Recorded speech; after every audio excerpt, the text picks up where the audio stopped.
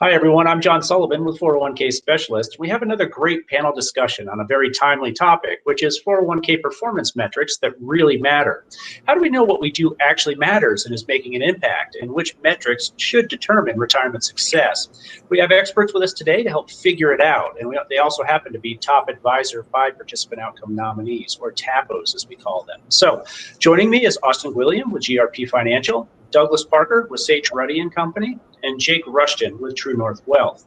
We're also joined by Kilie Donahue with J.P. Morgan Asset Management, and we're very proud to partner with J.P. Morgan Asset Management on the TAPO program. They're doing some amazing things in the area of participant outcomes, and we're excited to have Kilie with us today. Today's session is interactive, so I want to mention our real-time poll function, as well as to ask any questions you like through the chat function, and we'll get to as many as we can. So we have limited time, and I want to dive right in. And Doug, I'm going to start with you. Which metrics really do matter when measuring successful participant outcomes? Well, obviously, participation and deferral rates are the key thing that everybody is focused in on. I know the industry is leaning towards successful retirement preparation. Can we get an employee to 60 or 70% of pre-retirement income? But we kind of go even a little more baseline than that. We meet with our participants on a one-on-one basis. Every enrollee gets a one-on-one custom enrollment. And so we really track is how often can we sit down with an employee for 15 minutes prior to enrollment to get them coached up. And our success rate there is the first domino. And if that domino hits, then the success rates are much better. So what we found is that by offering that, tracking eligibility for employees, tracking when they're eligible to join a plan, we sit down with about 80%, a hair over 80% of the eligible participants. And if we're sitting down with them one-on-one and doing 15 minutes, we're going to get a 98 to 99% participation rate. So that really drives our participation. Understood. Austin?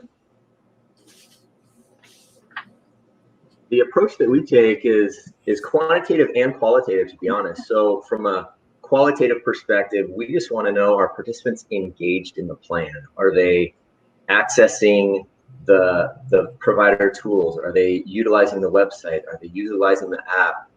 And then, do they attend the meetings? So as Doug mentioned, we too really enjoy the face-to-face personal interaction and kind of the success that drives overall. And so we want to know, are participants signing up? Do they provide feedback to HR? How engaged are they overall? And then from a quantitative perspective, we also do dive into the metrics that the providers offer. They have great tools. I think there's value in utilizing those resources. So for example, what percentage of the total assets are in stable value funds? And we break that down by age. And then if needed, provide necessary communications and customized pieces to participants based on those factors, as well as how well utilized are target date funds. What's the overall asset allocation within the plan? I do say that the income replacement ratio component is quite important as well. There is some limitations to that based on outside assets and if they include that data or not, but that income replacement ratio is a good starter. And especially if you're meeting one-on-one with participants, you're able to better fine-tune those numbers and really walk them through, okay, here's how you pull in outside assets, and really give them a true picture of how prepared they are for retirement. Understood. Kilie, I'd like to bring you in for the product perspective. What are you hearing from the advisors with whom you work? Yeah, I mean, a lot of what was just said. I mean, I will say I worked for an advisory firm, large DC shop for a few years. And one of the things that we really wanted to focus on was engagement. You know, how engaged were the participants with the plan, number one? How did they feel about their plan? And then compare that to how the plan sponsors thought that they felt about the plan. So that would immediately identify areas for opportunity. And then, you know, the point that was just made. I mean, this is quite challenging and we're getting there, but, you know, at J.P. Morgan, and I'm sure most of the advisors feel the same way, like really it's all about trying to get participants to an account balance that's sufficient to replace their paycheck during retirement. And that's a tough thing to measure these days, but, you know, I think we're getting closer and closer to it. And I think those are really the major things that I hear. Yeah. Last but not least, Jake.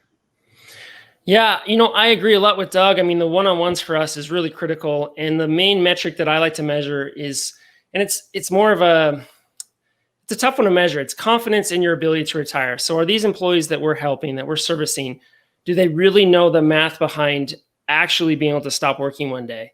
And to me, that focus and that real attention one-on-one is where we can actually do the math, figure it out, give them the confidence to know that they are going to be okay.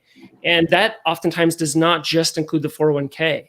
So I sometimes try to get away from the term 401k plan and more 401k account, because I think there's a much bigger picture we have to grasp around what a participant or an employee needs to have in their lives. And the 401k is very powerful in that whole picture, but it's only one piece. So we really have to help them understand how it fits into the puzzle of their future. And if we can do that, I feel a lot better. I feel like we're seeing success in that way, to see people, have that boost to know that they're on the right path. Excellent. I want to point to the poll question. What participant outcome metric do you see as the most important? So make sure you go out and vote, and we'll just go ahead and revisit that later on in the session. But moving on to the next question, I think, Austin, this one will be for you. What would you like to be able to accurately monitor and measure, but are having trouble doing so currently? Sometimes those automatic features become a challenge, whether it's escalation or who is part of that automatic enrollment component. We see so much value in that plan design metric. And frankly, sometimes there's limitations at the provider level. So that to me is definitely kind of the first one that comes top of mind. Jake?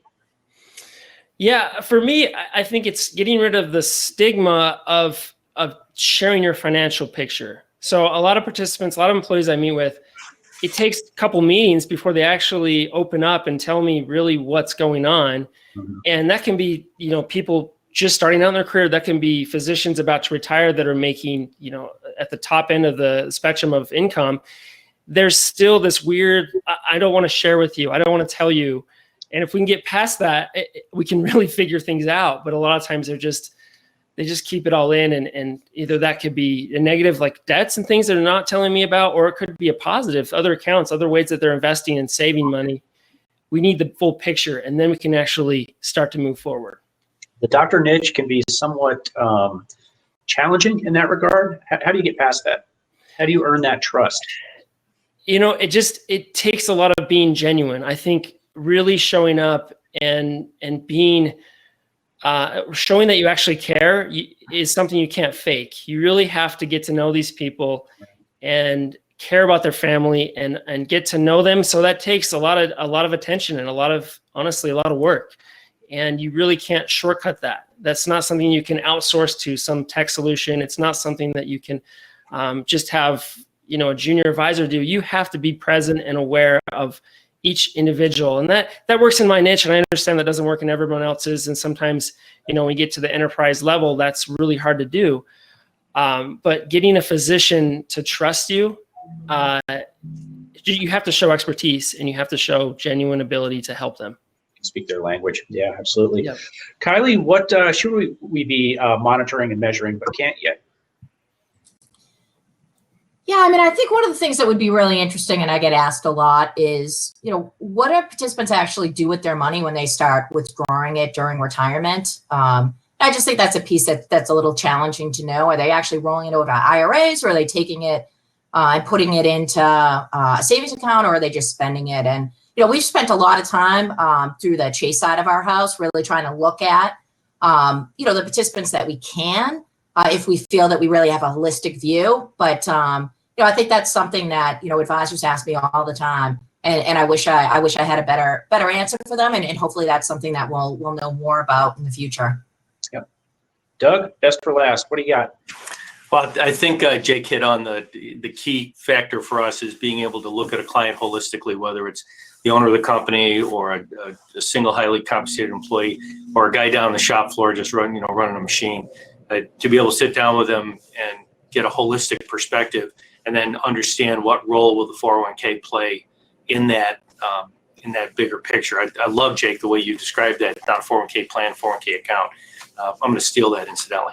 The other thing that I would love to be able to track is terminations. We're finding more and more opportunity with rollovers.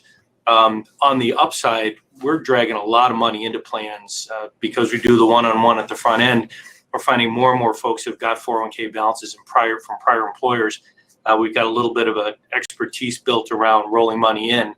And I was amazed last year how many dollars we were able to add into these plan balances that way. On the other side, when an employee's been terminated, I'd like to know that the afternoon it happens because we want to get them out of the plan. Managing terminated balances for clients, for plan sponsors is a pain. 3 states and 7 jobs later, we still got to find this person and send statements to them. So we'd love some way to be a little bit more involved in that. So taking a look at the poll question, what participant outcome metric do you see as the most important? Right now, participation rate is out in front, but surprisingly, other is a close second here. So when we're talking about participation rate, contribution rate, deferral rate, plan investment performance, or other, Doug, what are some of the others? I know you mentioned this, up front in the first question, but just reiterate that if you don't mind. Yeah, sure. We know that plan performance is a byproduct of participation. So rather than focus on performance, and we do the fund screening and all, make sure the funds are all up to speed. What we really want to make sure is that people recognize that we're there as an advisor and they lean on us for guidance. That's the reason we put so much effort in the front end of it. The other byproduct of that is because we're doing enrollments on a regular basis, most employers will have us in their facility on some kind of 6 to 8 to 10 times a year kind of basis. When we're walking through the shop or through the offices, people start to recognize the people that they're dealing with. They're no longer, if you're around once or twice, you're a salesperson. If you see someone in your office 5 or 6 times in the course of a year, you start to recognize that they're part of the fabric. And so we want to be engaged that way. That brings a lot more personal conversations, a lot more confidence that you're not here to sell them something, you're here to give them advice. Anybody else want to chime in? I thought on that too, to piggyback on that, Doug, because it's a great point, is that continuity, that regularity that they see you, in the long run as well, what that provides is retention for you as the advisor. So it's a lot harder to get fired as an advisor on a plan when you have those ingrained relationships at the participant level. And that really only happens through hard work, regularly being there, and providing value. And can I add to that, John? That's a great point, Austin. I think the concept of what is the most important thing to do for a plan, it's unique for each plan. It's understanding the goals of the plan, and you can't understand the goals of that plan if you don't spend time with that client. You really need to be in their world. You need to know what they're trying to accomplish. For me, it's tax strategy. I mean, we're trying to max out the partners the best we can. And in doing so, the rest of the employees and staff, they benefit from that. But it's a very different design. We're not doing auto enroll. We're actually doing 3% non-elective safe harbor plans. So they don't have to put money in to get a match. So it's a very different discussion we have to have with them to help them understand why they should put money in, because they're getting money and they see it sometimes just as a bonus. We have to change that. So totally agree with that. Has it ever been, obviously you talk about how in your niche that it's very high income, very high debt load, and no savings. Do you have to combat that debt load? Is that really the ultimate barrier, just getting them to save? I don't know. I don't think it depends on their mindset. If it's really makes them happier to get rid of that debt as fast as possible, then we have them do that. And even though having money from the tax side of things, saving more in their accounts, their 401k, their cash balance account, will put more in their pocket long term. If there's an element of, I got to get rid of this, otherwise I can't sleep at night, then we do that. And sometimes I think the bigger barrier is just helping them understand how they're going to get the money out. They get how it goes in. They get that they're getting hit on taxes. They know they write a big check to the IRS every year, every quarter. And it's this unknown of, well, I still think I'm going to have to pay a lot of taxes to get it out. Helping them understand that whole path is really what I think gets them over that bump of, I gotta fully fund this thing. I really got to put more money away or I'm going to have a struggle later. Kilie, I want to give you a chance to chime in if you got anything there. Yeah, I mean, not really, specific to the last couple, questions, but I would say that obviously participation rates are incredibly important, but From my experience at that DC shop, it really is a combination of participation rate and contribution rate. For example, I had one client that, they had a very low participation rate, and so they wanted to add automatic enrollment. And we tried our hardest to get them to add automatic escalation as well, and they didn't. So we came back a year later, and we're doing our investment committee meeting, and now the participation rate went from like 50% up to like 85%, but the average deferral rate for the plan had gone down from like 5% all the way down to 2%. So it was really wide opening for our plan sponsor, and they did ultimately agree to the auto escalation. So I mean, I really just think they need to be used together. Kilie, I'm going to stick with you actually. Are plan sponsors asking for anything, or plan advisors that you work with asking for anything different related to metrics in the COVID era? Yeah, I mean, a little bit. I mean, I've gotten an uptick in, advisors calling me and just finding out, if we have, from our record keeping side of the house, if we have any data on increased distributions as a result of, the CRDs, or have people taking out more loans. Plan sponsors in particular have been very curious regarding if we've seen an uptick in phone calls or web usage. And, for the most part, we really haven't.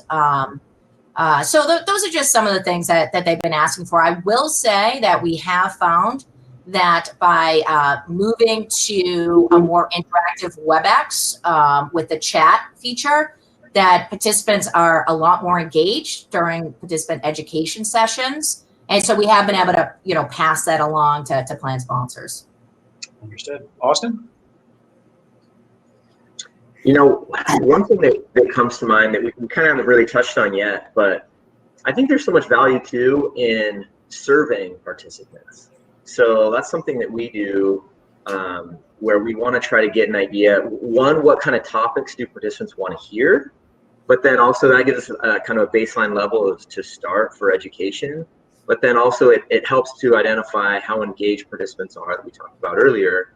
And then it gives an idea as well of what metrics, what topics, what level of sophistication overall is the participant base at. So that surveying of participants is something that I think doesn't happen enough, but we've seen some good value in those results. And then also to share with the committee, because often the committee is so removed from the participant education piece that they are blown away with what occurs at the participant level. So that regular reporting going back to the committee, again, showing your value, but then here's some key topics, here's some takeaways from these surveys that we've gathered. Doug, what's new and different in the COVID era when it comes to metrics and reporting? I'm kind of surprised that we haven't had a lot of questions. When we're doing our annual fiduciary reviews, we're getting a lot of questions. We're getting questions about loan provisions and our employees taking more loans than they typically have. When the rules changed in the spring, we went out hard to make sure I thought for sure there'd be a run on loans and a run on distributions. And of course there's some, but nothing like I was anticipating. So I was pretty pleased with that. And sponsors want to know, if we're seeing more distributions, and the fact is its uptick is barely measurable. So we haven't seen a lot of that. We have had, we had a frustration happen with that because we're in the shops in facilities so frequently, and that's part of our regular pattern. We couldn't get out there. We created a program called Teleke. We immediately did a bi-weekly 15-minute update for your 401k plan, and we did it generically enough that all of our plan sponsors could send it out to all their employees. We had a great connection at the beginning of that. That waned with the market going back up, kind of waned a little bit, and we don't get the numbers we were getting, but we're still doing it. The idea behind it is proactive communication. I was making a note there. I wasn't just sending a text out when Austin made the remark about surveying participants. We do a lot of education programs at our firm. We have in our private client business, we have a regular education program called Sage Rutty University, and we've adopted those topics into the 401k. So we'll do those on site on a pretty regular basis, 30-minute deals, and they're pretty broad general education topics. But I've never gone to the next step, and I think Austin, it's an awesome idea is to do a survey that not only gathers information back from plan participants, but it's another illustration to the plan sponsor you're connecting to their plan. So we'll be doing that this afternoon. There you go.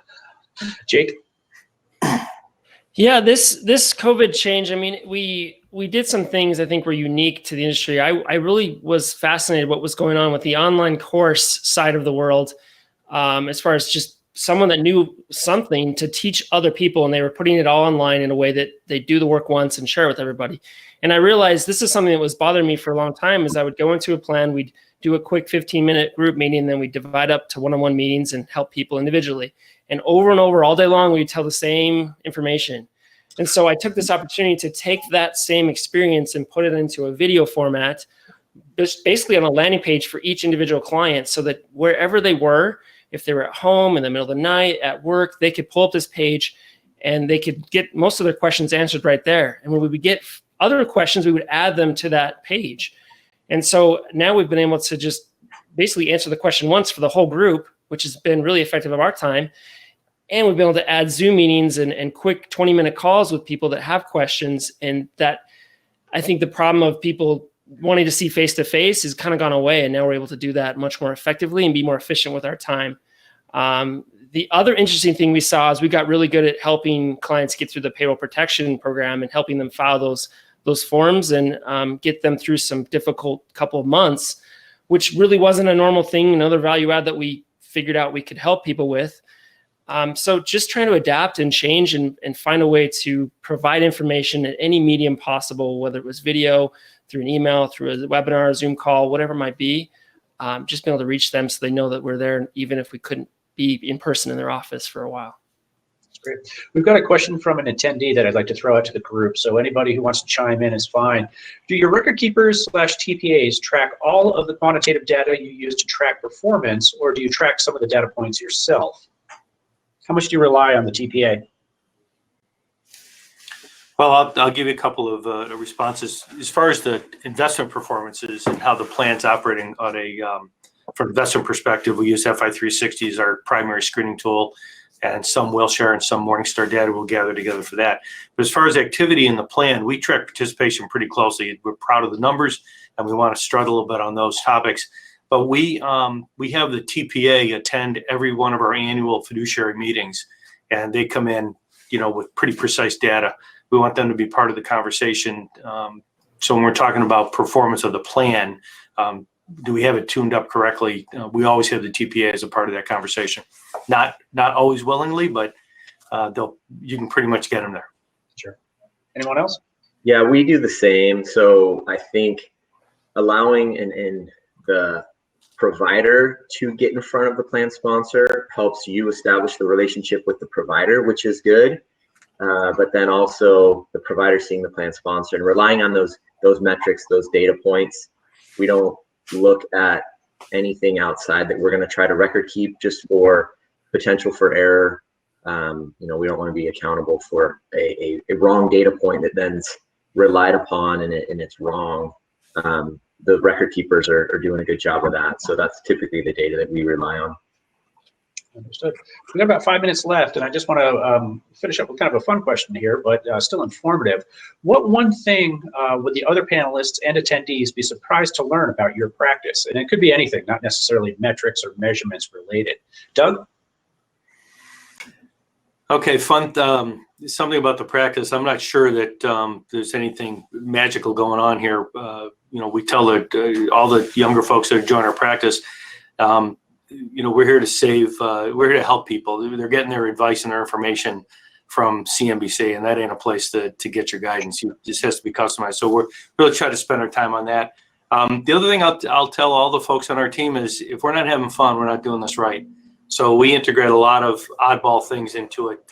3 years ago, we did the Summer of 401k Love, and I bought as many T-shirts as I had participants. So we went out to every job site and handed out T-shirts and had Summer of 401k Love. We want you to love the 401k plan.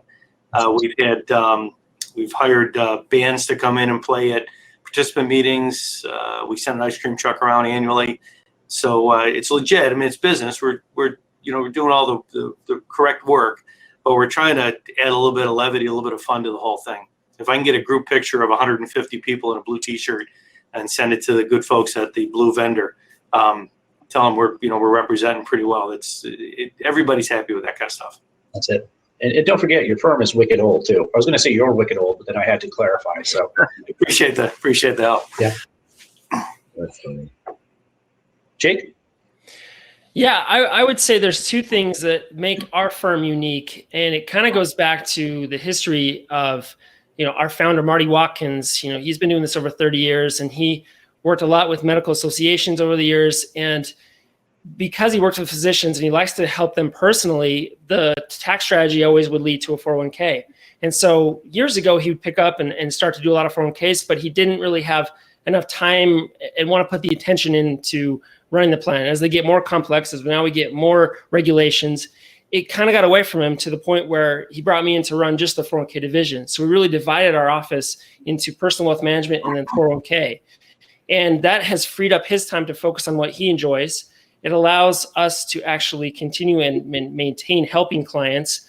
We actually won a plan back that he had years ago and lost because he wasn't there servicing it like a normal advisor would kind of expect. And that's been really helpful for us. And he did one more thing. He actually hired a CEO. Even though he's the owner and founder, he hired a CEO to kind of run the day-to-day operations. Mm-hmm. So in between all of that, there's a lot that goes on in the day-to-day. There's a lot of HR. There's a lot of operational things that can pop up. He just wants to meet with clients.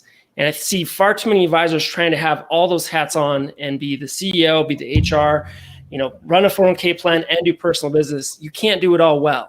You're going to have struggles doing that. You have to bring in good talent and learn how to divide your office up so that you can really grow and succeed by having specialists do what they love and are best at.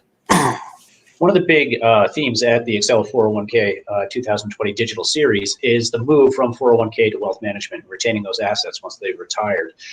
Is that still a differentiating factor for you, or are you seeing more competition in the space?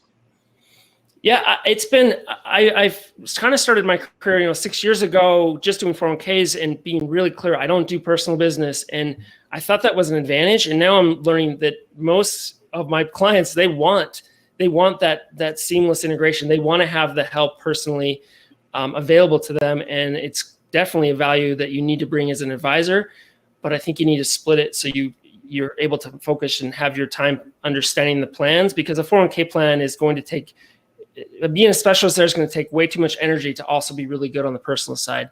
So I think you have to divide it, but this still needs to be within the same firm, I think is a real advantage. But do you actively market the wealth management side of it? I bring it up in the one-on-ones, and I don't, but as far as like being really loud on LinkedIn or other digital channels, no, I don't really push it a ton. I kind of just see the problems or hear the problems and questions come up, and then I introduce the right advisor. So it's a very warm handoff. I don't necessarily come in and just push and promote and do a group meeting and try to get as many rollovers and other things as I can. Right. It's find the problems and here's the solution. And that's worked out a lot better. Austin? It's interesting because we take a little bit opposite approach, because we've been hired on new business from advisors that have done exactly that, of promoting their one-on-one personal planning, which we don't do. So that's a little bit of a differentiator. I know I see both sides of it, and I see the value on the wealth management side. But for us to come in and be able to say, hey, we know that this conversation with the employee that we heavily promote is purely with their best interest in mind. We're not here to try to sell them ancillary services. I think it speaks pretty loudly, and they appreciate it. That's great. Kilie, I specifically saved you for last on purpose. What do we not know about J.P. Morgan that we should, and you as well? Yeah, I would say one of the things that I was really impressed when I first started with the firm is just how everyone is so passionate about doing their part to try to really help improve participant outcomes. And I would say that the firm has an incredible amount of retirement-related resources that you can leverage, whether it's thought leadership, information from a legislative standpoint. But some of the recent resources that I've been most impressed with and retirement advisors have liked the most are digital resources that you can access right on demand. So, it's just something you just have to go to our website, sign up, and there's 3 or 4 resources right there on the spot that you can take advantage of. And then regarding me, just that I've been specialized in the industry for over 20 years, and I've been in record keeping roles, been in DCIO, been in management, and then most importantly, I have sat on the same side of the table as you because I was an advisor at a 401k shop, or a DC shop, I should say, for a few years. That's great. Yeah, you've seen it all. Wonderful. Guys, this is exactly what we needed. There's a reason you're all top advisors in the industry. So thank you so much for your time. I do appreciate it. And thank you to the attendees for being here. Just a reminder that the Excel digital series will continue at 3:30 Eastern time this afternoon. So thank you again. We'll see you soon. Thanks much. Thanks for the invitation. Thanks Thanks, guys. everyone. Thanks, All right. everybody.